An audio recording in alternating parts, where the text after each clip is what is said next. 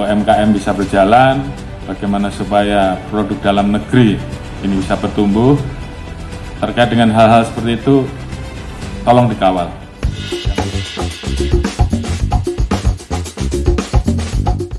Terkait dengan stigma mencari-cari kesalahan, ini juga saya ingatkan pada teman-teman, khususnya yang bertugas di bidang penegakan hukum. Arahan Pak Presiden sudah jelas terkait dengan masalah kondisi wilayah, dan beliau mendorong bagaimana supaya UMKM bisa berjalan, bagaimana supaya produk dalam negeri ini bisa bertumbuh. Terkait dengan hal-hal seperti itu, tolong dikawal, jangan malah dicari-cari kesalahannya. Berikan pendampingan sehingga kemudian memahami aturan-aturan apa yang harus dilengkapi. Jangan dibiarkan dan kemudian kita tangkap dan ujung-ujungnya transaksional.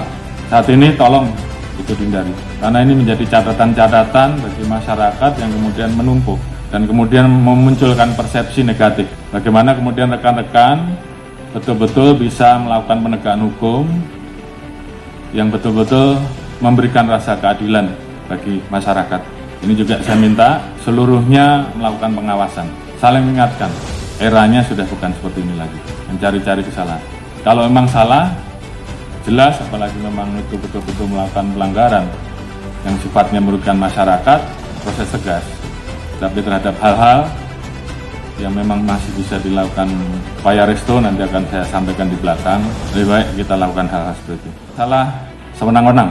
Ini juga menjadi arahan, menjadi perhatian Bapak Presiden. Tolong betul-betul anggota pada saat akan melaksanakan tugas memahami apa yang menjadi SOP, apa yang harus berdomani. Perilaku-perilaku arogan saat ini tolong dihilangkan. Kedepankan pendekatan-pendekatan rekan-rekan yang humanis, tampilkan etika dan kesopanan, berkatanya juga lembut namun tegas ketika dibutuhkan. Kemudian bisa melihat, memprediksi kalau kira-kira suatu kegiatan akan berpotensi memunculkan masalah, rusuh, maka yang harus dilakukan dari awal kita lakukan pendekatan-pendekatan preemptif, pendekatan dialog, sehingga kemudian bisa kita lakukan upaya-upaya komitmen pada saat turun secara terukur. Penggunaan kekuatan secara eksesif harus betul-betul menjadi pilihan terakhir. Tapi kita prioritaskan bagaimana rekan-rekan melakukan pendekatan-pendekatan secara preemptif, secara preventif, pendekatan dialog.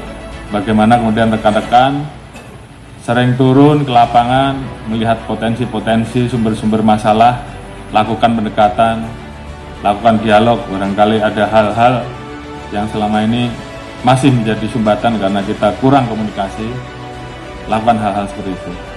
Sehari-hari, bagaimana kemudian rekan-rekan memunculkan hal-hal yang bisa mendapatkan simpati. Perbuatan-perbuatan kecil, perbuatan-perbuatan baik, jadikan suatu kebiasaan. Dan tanpa rekan-rekan sadari, itu kemudian menjadi budaya rekan-rekan sehari-hari. Memang kita harus melakukan hal seperti itu, karena kondisi kita memang dalam kondisi yang harus kita perjuangkan.